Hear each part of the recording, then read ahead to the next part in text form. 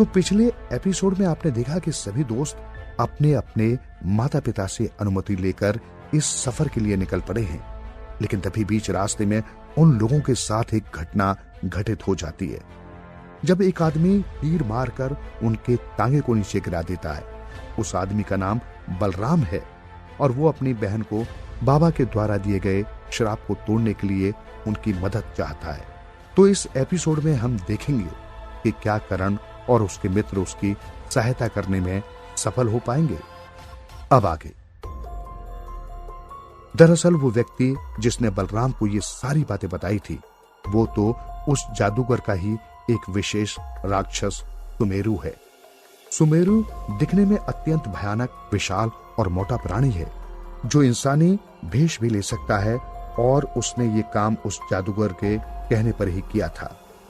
दरअसल वो जादूगर इन सभी पर काफी लंबे समय से नजर रखे हुए था, इसलिए उसे पता था कि करण और उसके सारे मित्र उस सुनहरी नीली चिड़िया को आजाद करने के लिए अपनी यात्रा शुरू कर चुके हैं।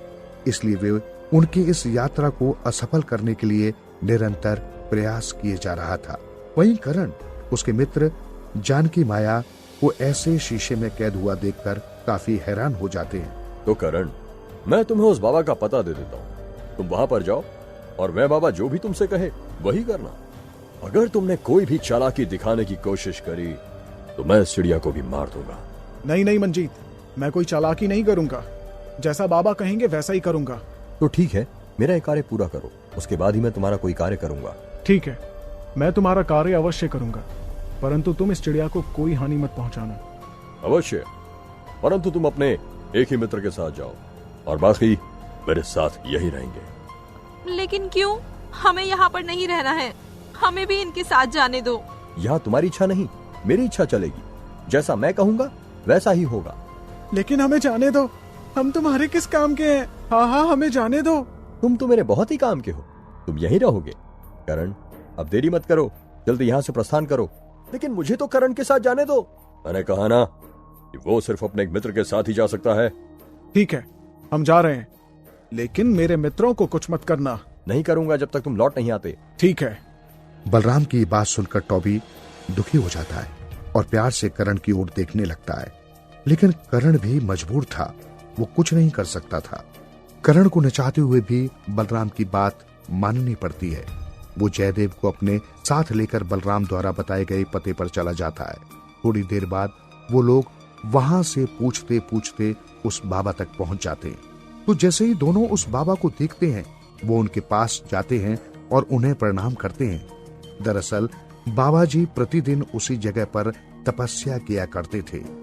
वहीं बाबा उन दोनों को देखते ही समझ जाते हैं कि दोनों बलराम के कहने पर ही यहाँ आए हैं, और वो गुस्से में आ जाते हैं। लगता है तुम दोनों को प्राण प्यारे नहीं है। तुम दोनों को पता भी है कि जिन जिन ने बलराम की बहन के श्राप को तोड़ने में उसकी सहायता की, वो अपने प्राण खो बैठा है।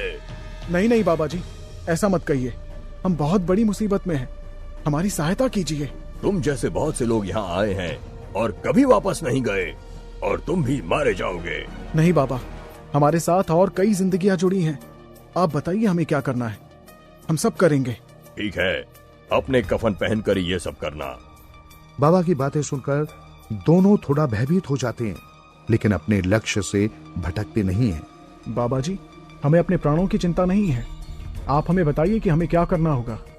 ठीक है, तुम दोनों यही चाहते हो, आओ मेरे साथ। तो बाबा उन दोनों को एक नदी के पास ले जाते हैं। ये नदी देख रहे हो, इस नदी में एक बेहद खतरनाक घड़ियाल रहता है, और हाँ, उसे कोई साधारण घड़ियाल समझने की भूल भी मत करना।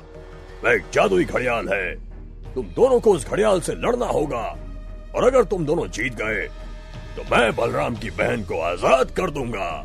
ठीक है बाबा जी। तो बाबा उन दोनों को सब कुछ बता देते हैं, और बताने के बाद उस घड़ियाल का नाम 3 बार पुकारते हैं। Lucky, lucky, lucky. और तभी वहां पर घड़ियाल प्रकट हो जाता है और बाबा वहां से चले जाते हैं। अब देखना यह था कि दोनों मित्र किस प्रकार लकी घड़ियाल का सामना करते हैं। वो घड़ियाल देखने में काफी बड़ा और बेहद खतरनाक दिखाई दे रहा था। डरो मत मेरे मित्रों, अगर हम डरेंगे तो ये हम पर हावी हो जाएगा। तुम बिल्कुल सही कहते हो मित्र। तभी अचानक से न जाने कैसे कई सारे उसी के जैसे घड़ियाल वहां पर अपने आप उत्पन्न हो जाते हैं।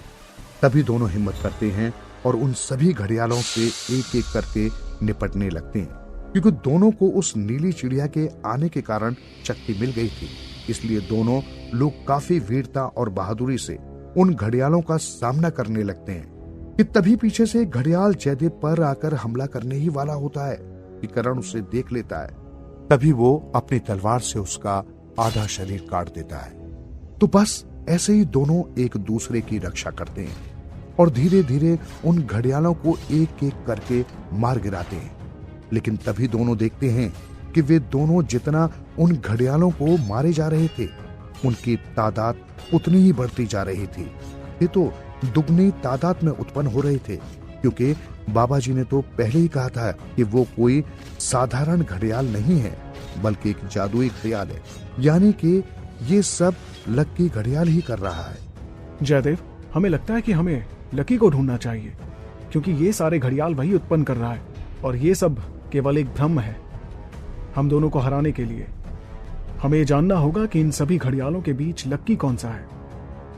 करण और जयदेव दोनों लड़ते लड़ते काफी थक जाते हैं, लेकिन फिर भी हिम्मत नहीं हारते, क्योंकि उनके दोस्त और उस सुनहरी नीली चिड़िया की जान दांव पर लगी थी और उन दोनों को किसी भी हाल में ये लड़ाई जीतनी थी।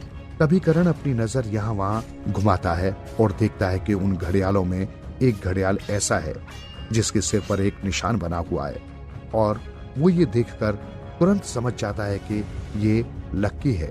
लक्की उस समय जयदेव की बाईं ओर से काफी दूर था। जयदेव, वो देखो, मैं समझ गया हूँ कि इनमें से लक्की कौन सा है। वो देखो अपनी बाईं ओर, चलो हम उस पर वार करते हैं, तभी ये सब खत्म होगा, नहीं तो ये सब चलता ही रहेगा। करण, तुम बिल्कुल सही कह रहे हो, चलो। तो इसके बाद दोनों दोस्त उस घड़ियालों की भीड़ को चीरते हुए लक्की के पास पहुंच जाते हैं और ये देखकर लक्की अचंभे में पड़ जाता है। अरे, आज तक जितने मनुष्य यहाँ आए वो बस मेरे सैनिकों को ही मारने में लगे रहे और उनका ध्यान मुझ पर कभी नहीं गया, परंतु तुम दोनों का ध्यान कैसे आया मुझ पर? क्योंकि हम तुम जैसे राक्षस का वध करने ही आए हैं। और तभी दोनों लक्की पर हमला कर देते हैं, लेकिन उसको हराना काफी आसान नहीं था। दोनों को काफी मशक्कत करनी पड़ती है। लेकिन तभी करण उसकी पीठ पर बैठकर उसकी पीठ पर उस तलवार से वार करता है और वहीं जयदेव उस पर आगे से वार करता है और दोनों की बहादुरी से वे उसे मार गिराते हैं। तो अगले एपिसोड में हम जानेंगे क्या वाकई में लक्की का वध हो चुका है या ये कोई छल था।